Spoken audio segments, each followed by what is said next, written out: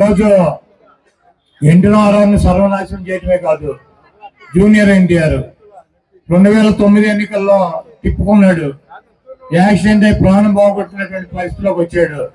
అతను కొడుకు పప్పుగాడు, ఈ తుప్పుగాడు కొడుకు పప్పుగాడు ఉన్నాడు లోకేష్.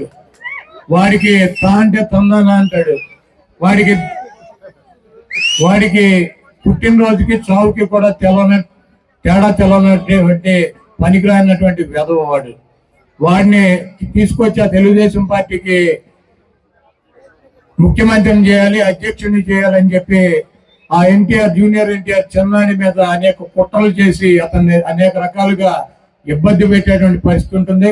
ఎన్టీఆర్ని పెద్ద ఎన్టీఆర్ని కానీ చిన్న ఎన్టీఆర్ని కానీ అభిమానించేటువంటి ప్రతి వ్యక్తి కూడా ఈ దొంగ, ఈ 420 గాడు అయినటువంటి చంద్రబాబుని గొయ్యి తీసి గోతులో కనుక పాతి పెట్టినట్లయితే ఆ పార్టీ రేపు ఎన్టీఆర్ చేతిలోకి వెళ్తుంది. కానీ ఈ పనికి మాలినటువంటి చంద్రబాబుని లోకేష్ ని గెలిపించినట్లయితే ఆ ఎన్టీఆర్ ను కూడా అనాదన చేసి ఆ ఎన్టీఆర్ ని కూడా బయటకి గెంటి ఈ పంది కుక్కలు ఈ పార్టీని ఆక్రమించుకుని పేదల పొట్టకొట్టి వీళ్ళు సంపాదించుకుని కోటాను కోట్ల రూపాయలు సంపాదించుకుని ఈయన మద్దతుదారులు బతికేటువంటి పరిస్థితి ఉంటుంది.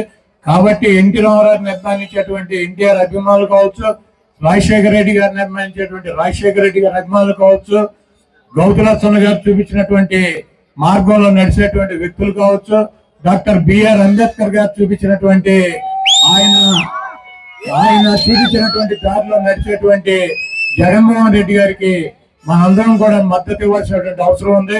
ప్రజలను నమ్ముకుని, దేవుని నమ్ముకుని మీ ముందుకు వచ్చి నేను మంచి చేశానని చెప్పి మీరు భావిస్తే నాకు ఓటేయమని చెప్పి అడిగేటువంటి జగన్మోహన్ రెడ్డి గారిని అత్యున్నటువంటి స్థానంలో కూర్చోబెట్టి మళ్ళీ ముఖ్యమంత్రిగా చేయాలని చెప్పి మీ అమూల్యమైనటువంటి ఓటు 120 సార్లు మీకోసం అనేక బటన్లకి 2,50,000 కోట్ల రూపాయలు మీ పేద ప్రజల అకౌంట్లకు ఇచ్చినటువంటి జగన్మోహన్ రెడ్డి గారి కోసం ఒక్కసారి బూత్కెళ్ళి 2 బటన్లు నొక్కి ఫ్యాన్ గుర్తు మీద శాసనసభ్యుడిగా నన్ను, పార్లమెంటు సభ్యుడిగా వచ్చేటువంటి జగన్మోహన్ రెడ్డి గారు పంపించేటువంటి వ్యక్తిని గెలిపించాలని చెప్పి ఈ చంద్రముఖిని ఆ ఈవీఎంలోనే ఈ ఒక్కసారి కనుక బంధించినట్లయితే 2029కి ఈ రాష్ట్రానికి పట్టినటువంటి దరిద్రం వదిలిపోతుంది. ఇంకెప్పుడు కూడా మనకి జీవితంలో చంద్రబాబు అనేటువంటి ఫేస్ గానీ, ఆ పేరు గానీ, ఆ బొమ్మ గానీ కనపడకుండా అంతరించిపోతుందని చెప్పి తెలియజేస్తూ